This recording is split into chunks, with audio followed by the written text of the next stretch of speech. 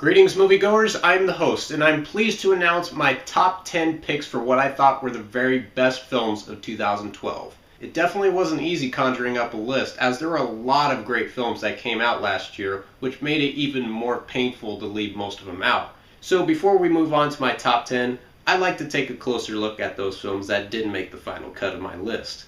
These are my honorable mentions. In alphabetical order, they are Bernie, which features a career-best performance by Jack Black; The Cabin in the Woods, a ridiculously awesome horror comedy; the survival epic The Grey, starring Liam Neeson in an Oscar-worthy performance; Ang Lee's Life of Pi, which I think is the best 3D movie I've seen since Hugo; Looper, an original movie about the possibilities of time travel; Wes Anderson's endlessly imaginative Moonrise Kingdom; The Perks of Being a Wallflower, one of the best high school movies I've seen in years; Safety Not Guaranteed, the other original movie about the possibilities of time travel; The Sessions, an equally funny and moving film about sexual awakenings; and finally we have Skyfall, the darkest and most exciting James Bond movie since Casino Royale, and one that permanently erases Quantum of Solace from memory.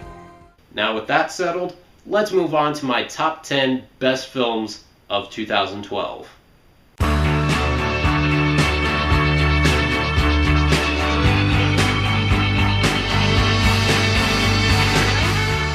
Number 10. The Raid Redemption.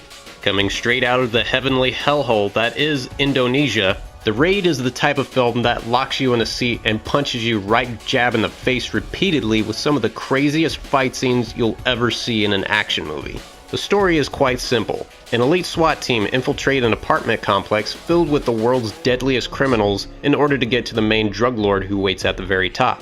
Their mission is soon compromised as they find themselves trapped and fighting for their very lives. And the rest is nothing but relentless action and ultra-violence that makes all other martial arts movies before it look amateurish. Every shot, stab, kick, and punch these guys take from one another will make you cringe, groan, and cheer throughout the course of the film. By the time it's all over, you'll just be as exhausted as the main characters. In terms of blood-soaked on-screen brutality, nothing has as many redeeming qualities quite like The Raid Redemption. Number 9. Marvel's The Avengers. What can I say that hasn't already been said about this movie?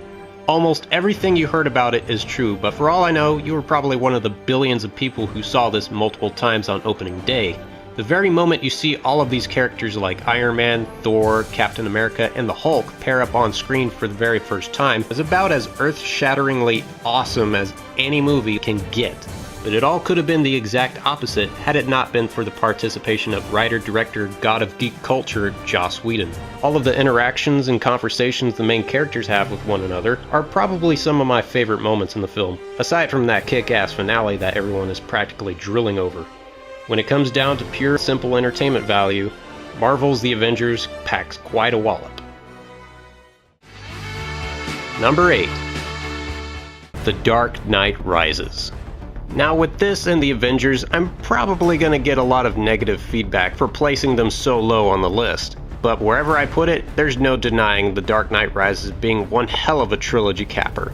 Sure, there are a lot of fantastic visuals and action sequences that are beyond impressive, especially the ones filmed in IMAX, but like The Avengers, some of the best moments in the film are the character interactions, especially the scenes with Christian Bale and Michael Caine. It may not be on par with the last movie in the series, and it may have more problems than I'm giving it credit for, but the direction of how Christopher Nolan wanted to conclude the Batman legend is both profoundly moving and utterly brilliant. Out of all the recent film franchise endings to come out, The Dark Knight Rises certainly comes out on top. Number 7. Les Miserables. Now I have to be completely honest about this one, as I've never read the original source material by Victor Hugo, nor seen the show on Broadway. I heard a good chunk of the songs performed on various singing competitions, but overall, I walked into this movie cold. And I gotta say, it left me more than impressed. I love the filmmaker's decision of having all of the actors performing live on set, as it captures all of the raw emotions of what the characters are going through. All of the actors give their all into the roles, including Hugh Jackman, Russell Crowe, Amanda Seyfried, and Anne Hathaway, who really is proving to be one of the best actresses out there and is sure to win the Best Supporting Actress Oscar. Les Miserables is a visually stunning and emotionally gripping spectacle that's more than worthy of praise. Number 6. Silver Linings Playbook. Bradley Cooper really has come a long way from being that one crazy guy from Wedding Crashers, and he gives his very best performance as a man with bipolar issues who desperately wants to make amends with his wife, despite her having a restraining order against him. Along the way, he meets a young woman, played by Jennifer Lawrence, who's even crazier than he is, but decides to help him out in reuniting with his wife. Also starring in the movie is Robert De Niro and Jackie Weaver, both absolutely brilliant as Cooper's sports-obsessed parents, and Chris Tucker, who surprisingly shows a lot of restraint and likability as one of the best friends. But the moments that shine the most are whenever Cooper and Lawrence are on screen together. Their chemistry works on such an otherworldly level that you just can't help but be mesmerized by their level of talent. Cleverly written, genuinely funny, and emotionally investing, Silver Linings Playbook is a crazy good time at the movies. Number 5. Killer Joe. Speaking of crazy good times at the movies, here's a film that easily takes the cake for being the most insane, demented, and surprisingly hilarious crime thriller of the year. Actors like Emile Hirsch, Thomas Hayden Church, Gina Gershon, and Juna Temple all deliver some terrific performances as probably the dumbest set of white trash rednecks you'll ever see in a movie.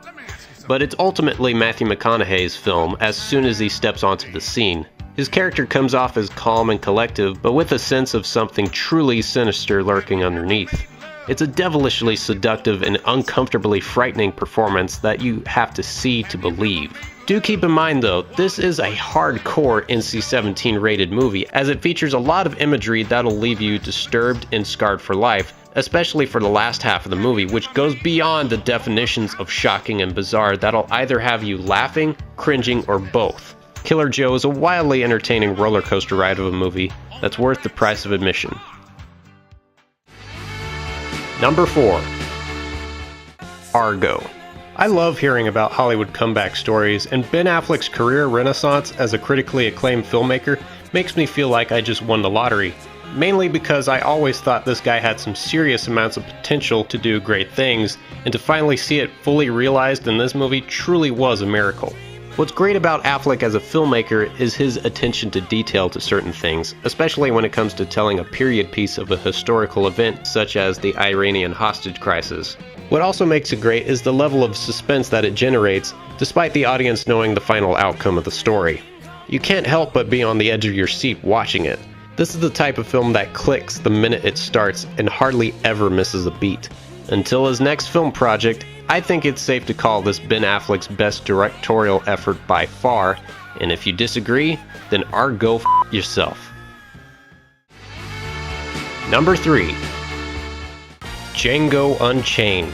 Aside from The Dark Knight Rises and The Avengers, this was my most anticipated film of the year, as I'm a huge fan of Quentin Tarantino's work, and to see him take on the Western genre that also tackles the topic of slavery was one of the best Christmas presents I ever received. The movie does an impeccable job of being outrageously funny, dramatically intense, and spectacularly violent and gory beyond belief. But all of this would have been for nothing had it not been for the amazing writing by Tarantino, which continues to be the #1 reason why most fans see his work. The film also features some really fantastic performances by all of the actors involved, including Jamie Foxx and Christoph Waltz, who play the film's main protagonist bounty hunters, while actors like Leonardo DiCaprio and Samuel L. Jackson play the most vile and despicable characters ever featured in a Tarantino film, especially DiCaprio, who almost single-handedly steals the entire show. Seriously, somebody needs to give this guy an Oscar already. Despite the nearly 3-hour running time, Django Unchained is a complete blast from beginning to end, as well as one of Tarantino's finest works to date. Adult supervision is required. Number 2. Beasts of the Southern Wild. Out of all the movies that came out this past summer, this is the one I regret missing out on. But I'm glad that I got a chance to see it just in time to include it on my top 10 list, because this film truly is amazing. It's about a 6-year-old girl named Hushpuppi who lives with her father in a place called the Bathtub, which is a Louisiana bayou flooded with water and cut off from the rest of the world by a levee. But the people who live there are far from being unhappy folk, as they throw parties with fireworks, eat shrimp and alligators, sail on boats made entirely out of truck parts. It's an awesome community, to say the least. But what keeps your attention the most is the incredible performance by newcomer Quvenzhané Wallis as Hushpuppi.